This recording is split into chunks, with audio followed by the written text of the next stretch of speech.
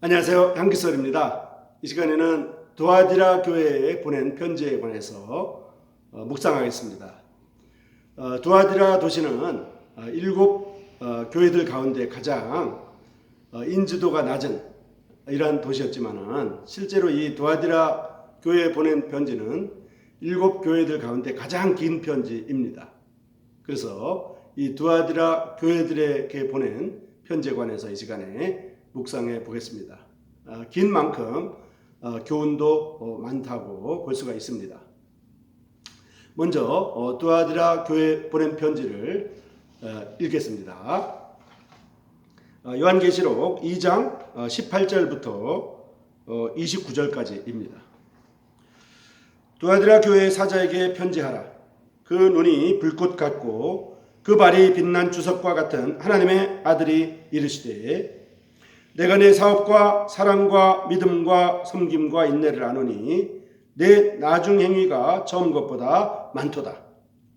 그러나 내게 책망할 일이 있노라. 자칭 선지자라 하는 여자 이세벨을 내가 용납함이니 그가 내 종들을 가르쳐 꾀어 행음하게 하고 우상의 제물을 먹게 하는도다. 또 내가 그에게 회개할 기회를 주었으되 자기의 음행을 회개하고자 하지 아니하는도다. 볼지어다 내가 그를 침상에 던질 터이요 또 그와 더불어 간음하는 자들도 만일 그의 행위를 회개하지 아니하면 큰 환난 가운데에 던지고 또 내가 사망으로 그의 자녀를 죽이리니 모든 교회가 나는 한 사람의 뜻과 마음을 살피는 자인 줄 알리라. 내가 너희 각 사람의 행위대로 갚아 주리라. 두아디라에 남아있어 이 교훈을 받지 아니하고 소위 사탄의 깊은 것을 알지 못하는 너에게 말하노니 다른 짐으로 너에게 지울 것은 없노라. 다만 너에게 있는 것을 내가 올 때까지 굳게 잡으라. 이기는 자와 끝까지 내 일을 지키는 그에게 만국을 다스리는 권세를 주리니 그가 철장을 가지고 그들을 다스려 질그릇 깨뜨리는 것과 같이 하리라. 나도 내 아버지께 받은 것이 그러하니라. 내가 또 그에게 새벽별을 주리라. 귀 있는 자는 성령이 교회들에게 하시는 말씀을 들을지어다. 두아디라 교회에게 보낸 편지를 읽었습니다. 자, 여기 본문에 보면 이제 이세벨이라는 여성의 특출함과 또 교회에서의 여성의 위치, 그리고 악의 진전, 지도력의 원리, 봉사의 길 등에 대해 살펴볼 수가 있습니다. 서머나라는 도시는 서두에 말씀드린 것처럼 일곱 도시 가운데서 가장 중요시 되지 않는 곳이었지만 하나님께서는 이 도시의 교회를 향하여 가장 긴 편지를 쓰셨습니다. 18절 말씀에서 우리는 주님의 모습을 봅니다. 18절에서 우리는 우리 주님이 그 눈이 불꽃 같고 그 발이 빛난 주석과 같은 하나님의 아들로 나타나는 것을 봅니다. 하나님의 아들로서의 위엄을 가지고 불꽃 같은 눈으로 살피시는 모습을 볼 수가 있습니다. 주님은 모든 것을 알고 계십니다. 주님은 우리의 모든 동기와 행위들을 알고 계십니다. 주님은 우리의 충성과 실패를 다 아십니다. 놋은 심판을 의미합니다. 이 놋은 이제 구리를 말하는데요. 구리는 이제 청동으로 이렇게 만들어서 사용하죠. 그런데 청동은 구리 90%하고 주석 10%로 이렇게 합금으로 씁니다. 그래서 성경에 주석이라고 되어 있는데 이것은 이제 구약의 구리와 이렇게 연결되어 있는 것을 우리가 이해할 수가 있습니다. 주님의 발이 빛난 주석과 같다는 것은 심판하시는 주님을 나타내는데 그것은 바로 주님께서 그 불꽃 같은 눈으로 실패를 찾아내시고 찾아낸 실패에 대해 빛난 주석과 같은 발로 심판하시는 것을 말합니다. 주님의 눈과 발이 일관되어 있는 것을 보게 됩니다. 두아디라 교회의 문제는 악을 알면서도 용납했다는 것입니다. 주님은 이 문제를 교정하기 원하셨고 이 일에 주님의 눈과 발이 함께 움직였던 것입니다. 19절에서 행위가 특출한 교회였다고 하는 것을 볼 수가 있습니다. 많은 활동과 봉사가 드려졌고요. 하나님은 이것을 인정하셨습니다. 19절에서 그들의 행한 일과 사랑과 믿음과 섬김과 인내를 안다고 말씀하십니다.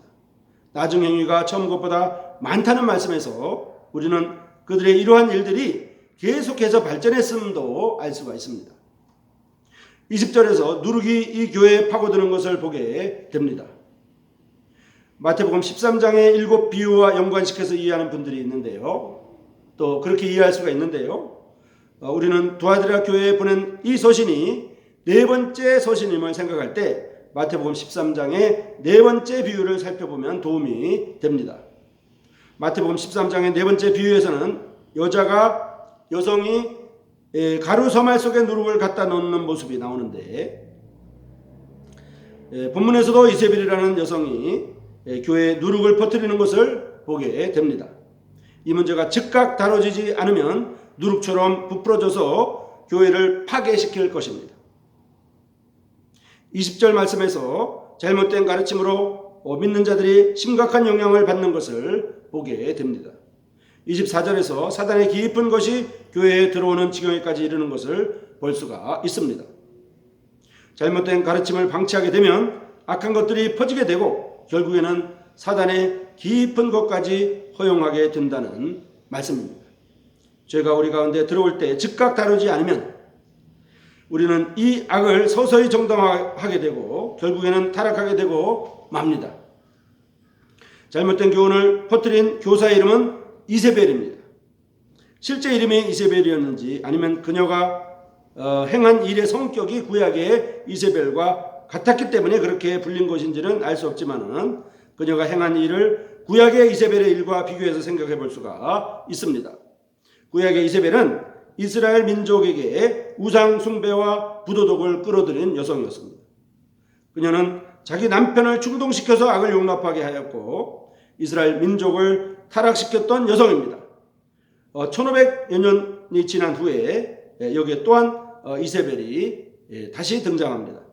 그녀는 자신이 스스로 선지자라고 하여 하나님의 질서에 반해서 하나님의 질서에 대해서 반역했고 사람들을 꿰어 행음하게 하고 부도덕을 도입함으로 하나님의 진리에 대해 반역했을 뿐만 아니라 하나님께서 회개할 기회를 주셨는데도 회개하지 않으므로 하나님의 인내하심에 대해서 반역했습니다.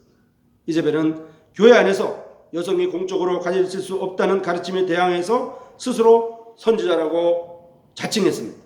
분명히 이 여성은 자신이 하나님으로부터 새로운 계시를 부여받았기에 이것을 알려주어야 하며 이를 위해 여성의 공적인 가르침을 금한 사도 바울의 가르침을 뒤엎을 수 있다고 주장했을 것입니다. 우리 주위에는 새로운 가르침을 유포하는 사람들이 있습니다.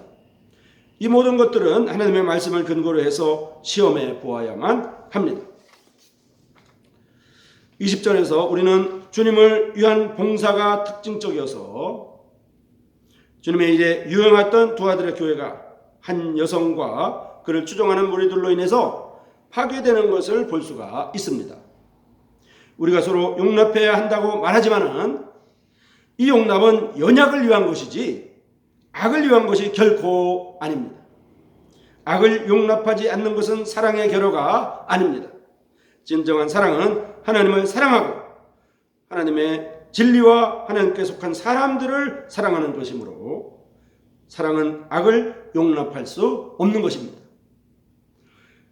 주님께서는 22절과 23절에서 이세벨과 그녀를 따르는 무리들에 대한 무서운 심판을 선언하고 있습니다. 그의 자녀들은 사망을 당하게 되고 그녀는 침상에 던져지며 그녀를 추종하는 사람들도 회개치 않으면 큰 환난 가운데 떨어질 것을 말씀하고 계십니다. 그녀의 잘못된 가르침과 그 영향력의 악한 결과들은 모두 다 파괴될 것입니다. 주님은 모든 교회가 나는 사람의 뜻과 마음을 살피는 자인 줄 알지니라 라고 말씀하십니다. 주님의 눈은 피해갈 수는 없습니다. 주님은 모든 동기와 그 행위를 아시고 그대로 갚아주시는 분이십니다.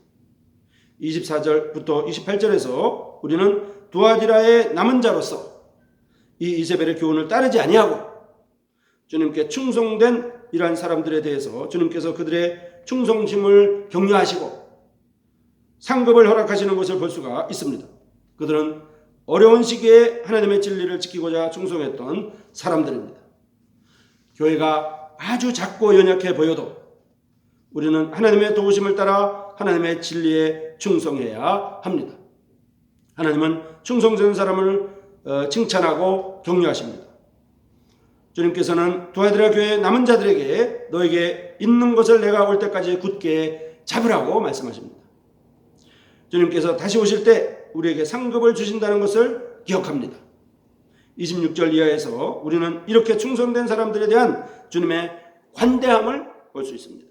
26절과 27절에서 우리는 충성된 사람들에 대한 주님의 보상의 자리를 보게 됩니다. 그것은 만국을 철장으로 다스리는 자리입니다. 26절에서 이 사람들은 주님의 일을 지키는 자로 나타나는데 주님은 이들을 영화롭게 세우시고 철장으로 만국을 다스리게 하십니다. 주님은 이들에게 새벽별을 허락하십니다. 우리에게 주님의 재림에 대한 기대감을 갖게 합니다. 이 어두운 세상에 밝게 빛나는 새벽별과도 같이 어둠 가운데 있는 두아디라 교회에 충성된 사람들에게 주어지는 주님의 상급은 빛날 것입니다. 우리의 교회는 하나님의 질서에 따라 움직이고 있는지, 우리의 교회는 하나님의 말씀에 충성하고 있는지, 우리가 하나님의 질서를 따르고 그 말씀에 충성을 다한다면 놀라운 상급을 주실 것입니다. 여러분 고맙습니다.